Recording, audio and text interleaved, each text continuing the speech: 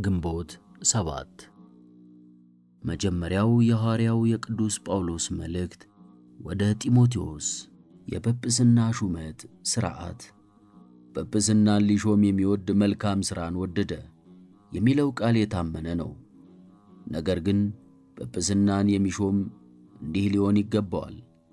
የማይነቀፍ፣ አንዲት ሴት ያገባ፣ ትጉህ ሰው፣ ብልህ፣ እንደሚገባው የሚሠራ፣ እንግዳ ተቀባይ፣ ራሱን የጠበቀ፣ የሚያስተምርና የሚገስጽ፣ የማይሰክር፣ ለመማታት እጁን የማያፈጥን፣ ነገር ግን ትዕግሥተኛ፣ የማይጣላና ገንዘብ የማይወድ፣ የቤቱን አስተዳደር በመልካም የሚያስተዳድር፣ በፍጹም ንጽሕና የሚታዘዙ ልጆች አሉት። ቤቱን ማስተዳደር የማይችል ሰው የእግዚአብሔርን ቤተ ክርስቲያን እንዴት ያስተዳድራል? እንዳይታበይና እንዳይነቀፍ በሰይጣን ወጥመድም እንዳይያዝ አዲስ አማኝ አይሁን። በሰይጣን ነቀፋና ወጥመድ እንዳይወድቅ በውጪ ካሉት ሰዎች መልካም ምስክር ሊኖረው ይገባዋል። የዲቁና ሥርዓት። እንዲሁም ዲያቆናት ጭምቶች፣ ቃላቸው የማይለወጥ፣ የወይን ጠጅ መጠጣትን የማያበዙ፣ ከንቱ ትርፍንም የማይወዱ ይሁኑ። የሃይማኖትንም ምስጢር በንጹሕ ልብ የሚጠብቁ ሊሆኑ ይገባል። እነርሱንም አስቀድመው ይፈትኗቸው። ከዚህም በኋላ ያለ ነቀፋ ከሆኑ ያገልግሉ። እንዲሁም ሴቶች ራሳቸውን ያንጹ፣ ሥርዓትን የተማሩ፣ የማያጣሉ፣ ብልሆችና ቅኖች፣ በሁሉም የታመኑ ይሁኑ። መጀመሪያይቱ የሐዋርያው የቅዱስ ጴጥሮስ መልእክት።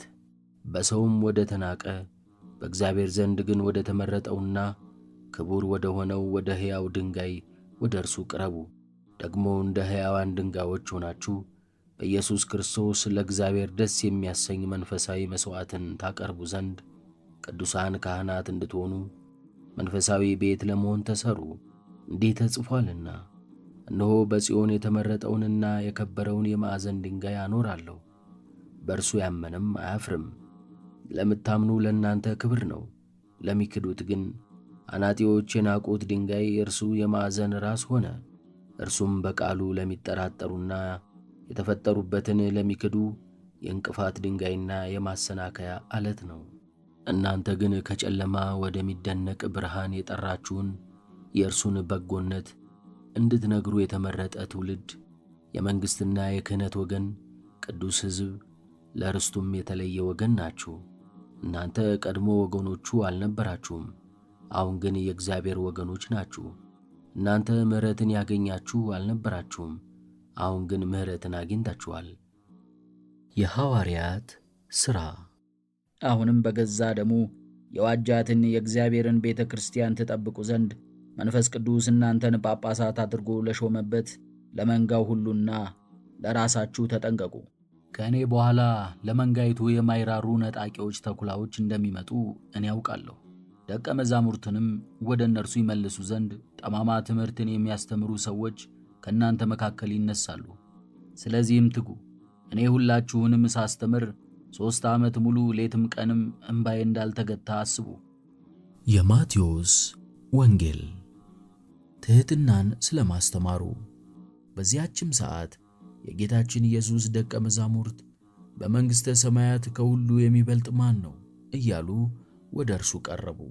ሕፃንንም ጠርቶ በመካከላቸው አቆመው፣ እንዲህም አለ፣ እውነት እላችኋለሁ ካልተመለሳችሁ እንደዚህም ሕፃን ካልሆናችሁ ወደ መንግሥተ ሰማያት ከቶ አትገቡም። እንደዚህም ሕፃን ራሱን ዝቅ ያደረገ በመንግሥተ ሰማያት የሚበልጥ ይህ ነው። እንደዚህም ያለውን አንድ ሕፃን በስሜ የሚቀበል እኔን ይቀበላል።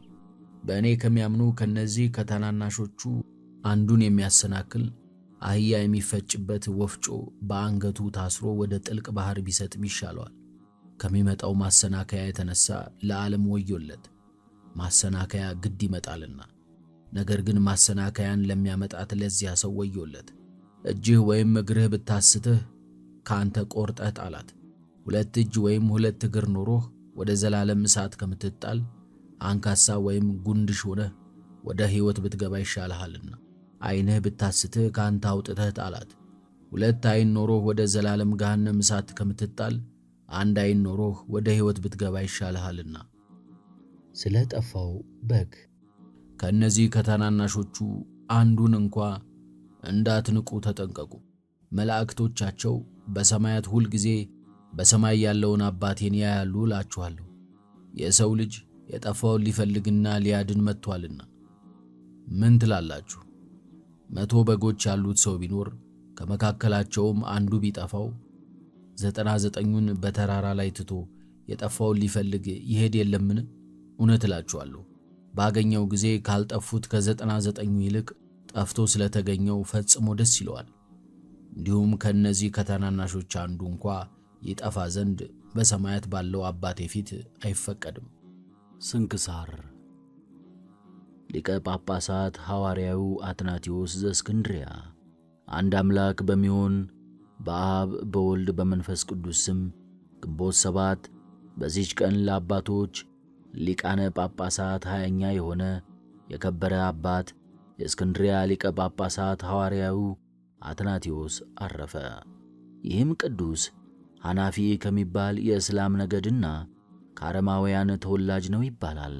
እርሱም ከመምህር ከሚማሩ ሕፃናት ጋር እያለ እርስ በርሳቸው በመጫወት ሥርዓተ ቤተ ክርስቲያን እየሠሩ ከእነርሱ ውስጥ ዲያቆናትን ኤጲስቆጶሳትንም ሲያደርጉ እኒያን የክርስቲያን ልጆች አይቶ ጨዋታቸው ደስ ስላለው ከእሳቸው ጋር በጨዋታቸው አንድ ይሆን ዘንድ የክርስቲያንን ልጆች ለመናቸው።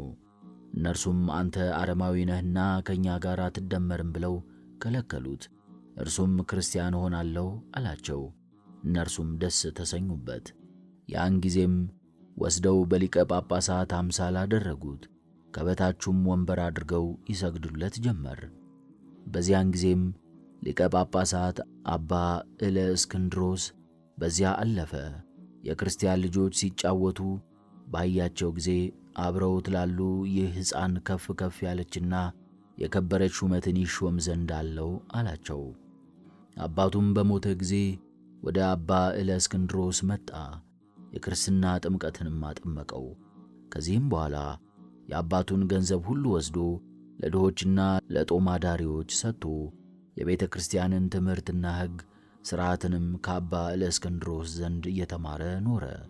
እርሱም ተወዳጅ ልጅ አደረገው። ከዚህም በኋላ ዲቁና ሾመው። የመንፈስ ቅዱስንም ጸጋ የተመላ ሆነ። የከበረ አባት እለእስክንድሮስም ባረፈ ጊዜ ይህን አባት አትናቴዎስን በእስክንድርያ አገር ሊቀ ጳጳሳት አድርገው ሾሙት። ከዚህ አስቀድሞ ግን የ318 ኤጲስቆጶሳት ስብሰባ በተደረገ ጊዜ አባ እለእስክንድሮስ ከዚህ ዓለም ሳይለይ ይህም አትናቴዎስ ከእሳቸው ጋር ተሰብስቧል። የጉባኤው ጸሐፊ አድርገውት በኒቅያ ከተማ ቀኖና ቤተ ክርስቲያንን ከእሳቸው ጋር ሠራ። ጻድቁ ቆስጠንጢኖስ በሞተ ጊዜ አርዮሳዊ ልጁ ሁለተኛው ቆስጠንጢኖስ ነገሠ።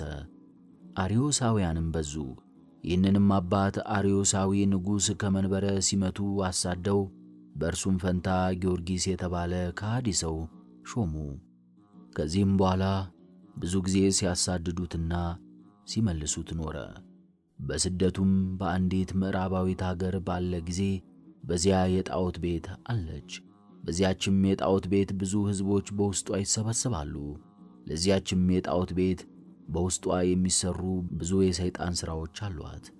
እርሱም የክብር ባለቤት የሆነ ጌታችን ኢየሱስ ክርስቶስን ለመነው። ያችንም የጣዖት ቤት አፍርሶ የአገር ሰዎችን ሁሉ እግዚአብሔርን ወደ ማወቅ መለሳቸው። ይህንንም አባት 5 ጊዜ አሳደዱት። የሹመቱም ዘመን 47 ሲሆን 15ቱን ዓመት በስደትና በእስራት ነው ያሳለፈው። ይህንንም አባት ብዙ መከራና ድካም መሰደድም ስለደረሰበት ሐዋርያዊ ተብሎ ተጠራ። በሚሞትበትም ጊዜ በእግዚአብሔር ዘንድ ባለሟልነትን ባገኘ ይህን የጣዖት ቤት ያፈርስ ዘንድ በፊቱ እኔ እየሰገድኩ እለምነዋለሁ። ይህም አባት ካረፈ በኋላ ንጉሡን ልኮ ያንን የጣዖት ቤት አስፈረሰው። ለእግዚአብሔር ምስጋና ይሁን። እኛንም በዚህ አባት ጸሎትና ምልጃ ይማረን፣ በረከቱም ከእኛ ጋር ትኑር ለዘላለሙ አሜን። አትሮኖስ ቅዱሳት መጻሕፍትን በድምፅ ያንብቡ።